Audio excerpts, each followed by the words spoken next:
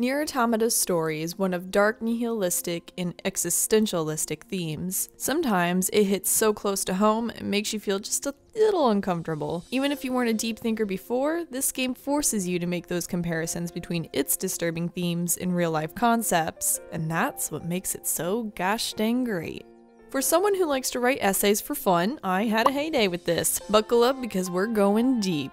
And I mean deep, like deep. Playing through the perspective of the android forces, we're biased right from the beginning. However, skepticism is human nature after all, and as revelations are made throughout the game, we're left questioning who the true protagonists really are, or if there are any at all. Nier Automata plays with gray areas like it's going out of style, but haven't you heard? Interchangeability between the hero and the villain stereotypes is all the rage these days. So, 9S and 2B. You want to root for him. Ever since that opening sequence when 9S charmed his way into your soft little hearts with his boyish charm, you want him to find solace in 2B's company. You want her to lighten up a bit in his. But most of all, you want them to win.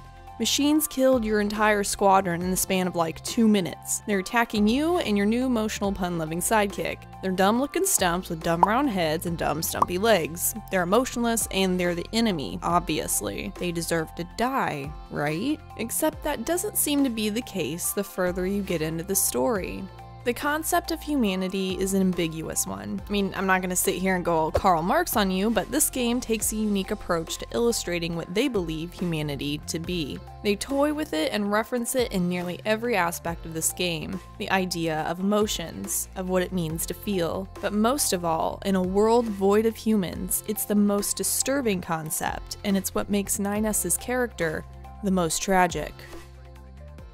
The red flags start early, but they're subtle, borderline insignificant. It helps that 9S is constantly dismissing them, something I'll touch more on later. Before you can even really delve into the game, everyone is nailing it into your head that the machines can't feel. Machines don't have that kind of intelligence. It's not how they're programmed. And yet, begin to see glimpses of scenarios and reactions that aren't supposed to be happening. Many of the side quests exist to further exploit this. Machines that turn vengeful after you slay their kin. Machines that worry about their appearance and trying to woo the opposite sex. Machines that call themselves mother, father, brother, or sister. Most of the time, it's downright creepy, simply because they aren't human. But the most impactful revelation of these humanity-possessing machines has got to be in the desert apartments when you stumble upon their domesticated breeding nest, for a lack of a better term. Machines are rocking non-existent babies. They're babbling about love. It's at this moment that it kinda hits you. Someone's got their facts messed up because these things have more emotion than 2B's finger. They aren't unfeeling and they sure as heck are unintelligent. I consider this to be the official turning point, if you will, in regards to this elusive concept of humanity. It's taboo amongst androids and completely rejected when concerning machines. It's no longer simply a foil between 2B and 9S either. Here, in this fight against an unevolved atom, it's become a central theme of the game. And yet, through it all, 9S is always there to dismiss the blatantly obvious. He can't seem to wrap his head around the fact that his enemy could actually be more like the species that's responsible for his existence than himself. As the most intelligent Yorha model, he actually cannot process this, always justifying killing them by labeling them as less of what they are. Because if he were to truly acknowledge that they possess some form of humanity, then that not only shatters his instilled beliefs of who the enemy is, but it would force him to recognize the holes in the purpose of his existence. It would force him to metaphorically take off his Yorha blindfold and see the truth of what has been hidden from him. And he's not ready to do that. Yet.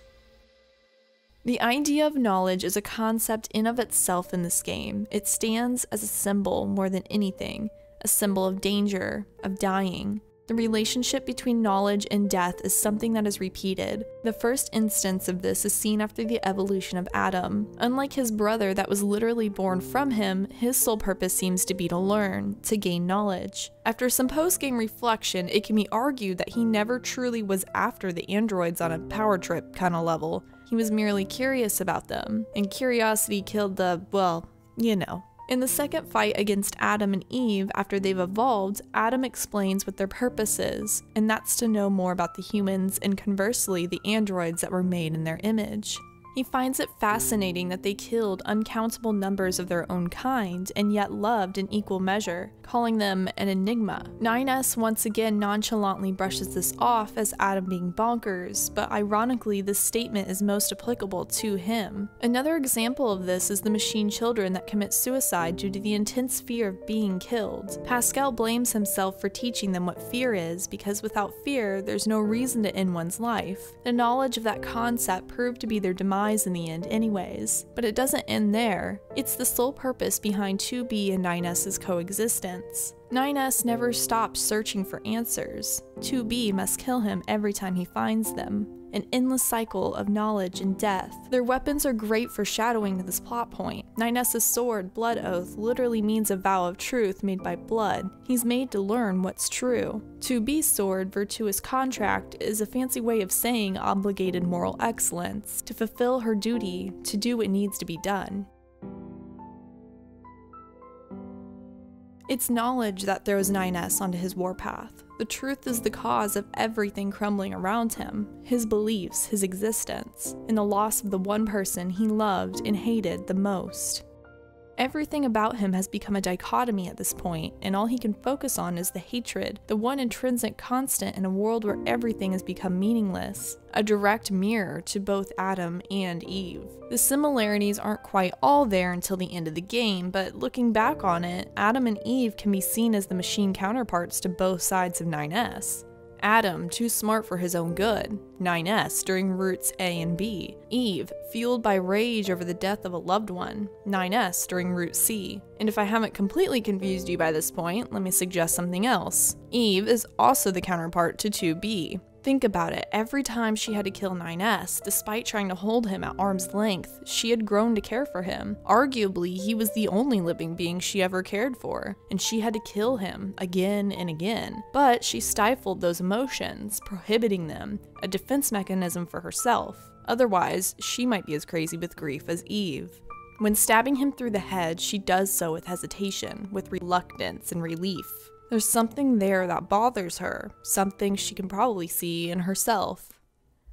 So what is the concept of humanity exactly? How do all these parallels between characters relate to each other? What does it all mean? And why did this video game lore analysis video somehow turn into a philosophy class? I don't know. But what I do know is that I have a pretty educated guess about the humanity concept thing, not the philosophy class thing.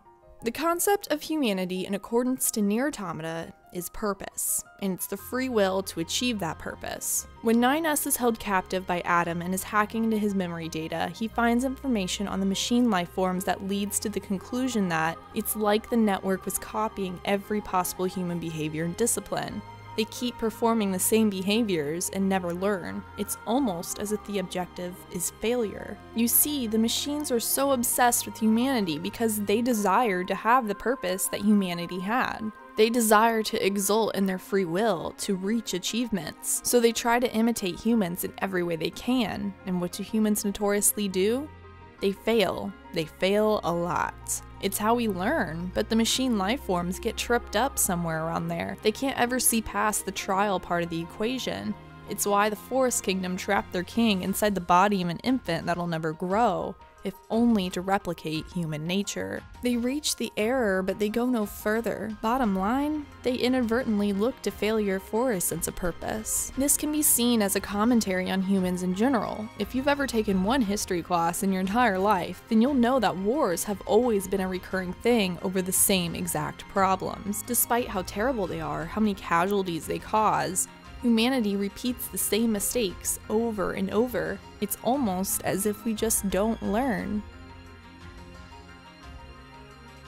Conversely, when looking at androids and their sense of purpose, there is none. It's duty, it's obligation. Their reason for existence is following orders. They are imitations of humans but are meant to exist without a concept of humanity. Yet they put themselves above the machines, saying that the machines are the ones who aren't alive. The irony in this is made clear when Adam laughs at 9S, saying, "And yet you androids claim to be alive? How very odd. You are puppets who lack your own free will. Puppets blinded by the lies established by command, fueling a war that has no purpose so that they do have a purpose.